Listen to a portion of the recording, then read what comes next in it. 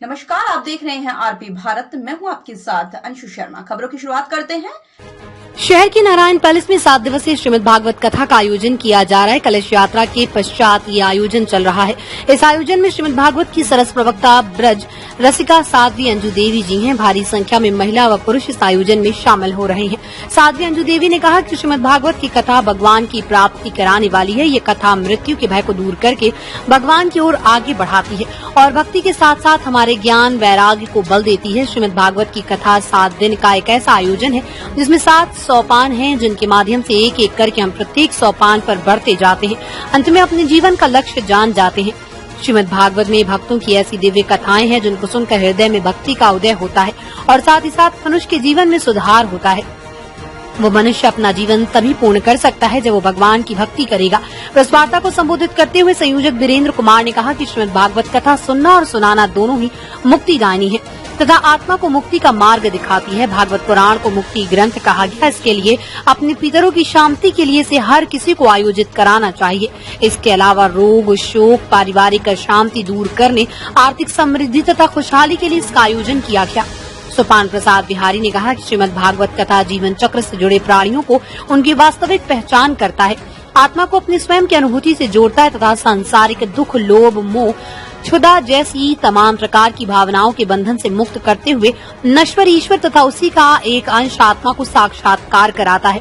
Press conference में आयोजन समिति के संयोजक वीरेंद्र कुमार, सोपन प्रसाद बिहारी, वरुण प्रकाश, डॉक्टर विकास कुमार गुप्ता, अनिल कुमार, मिंटू कुमार, राजू कुमार, अजय गुप्ता, राजेंद्र कुमार, शंभू गुप्ता, संजय कुमार, राजनारायण शाह, संतोष अग्रवाल, राजेश गोल, महेश कुमार गुप्ता, शंकर चौहान, अरुण कुमार गुप्ता, अशोक कुमार, पिंटू कुमार, पवन कुमार, सत्यप्रकाश, केदार जी, गोपाल जी, स्वर्गीय मदन प्रसाद जी के पुत्र प्रहलाद जी, ककू जी, चुन्ना जी, सेवादार राखी गुप्ता, अपर्णा कुमारी, मीरा देवी, सीताराज, सुनीता देवी, उषा देवी, चंदा रानी इत्यादि उपस्थित थे।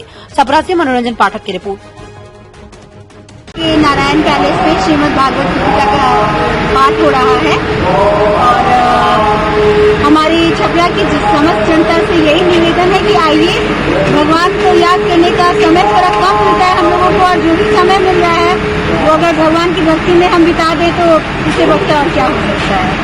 काफी लोग भक्ति में सराबोर दिख रहे हैं। यहाँ पे कैसा माहौल हो रहा है जब कथा और आरती हो रही है? बहुत अच्छा हो रहा है।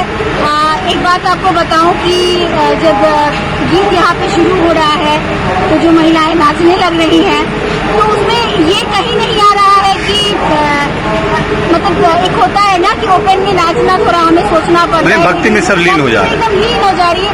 कोई एज ग्रुप का लिमिट नहीं है, सब नाचने लग रही है। बहुत अच्छा है। इस भागवत का सभी लोग श्रवण कर रहे हैं। जी बहुत अच्छा लग रहा है।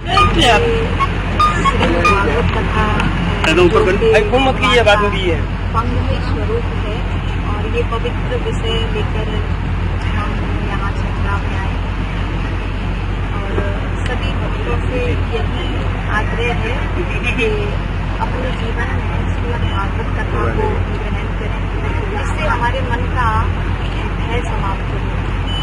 आज हम सबको एक भय सताता रहता है, हर वक्त एक डर रहता है मरने का, मृत्यु का भय हमारे जीवन में सबसे बड़ा होता है। और जब हम श्रीमद् भागवत कथा को श्रवण कर अपने जीवन में धारण करते हैं तो हमारे जीवन से, हमारे हृदय से ये मृत्यु का भाव समाप्त हो जाता है। क्या संदेश देंगे?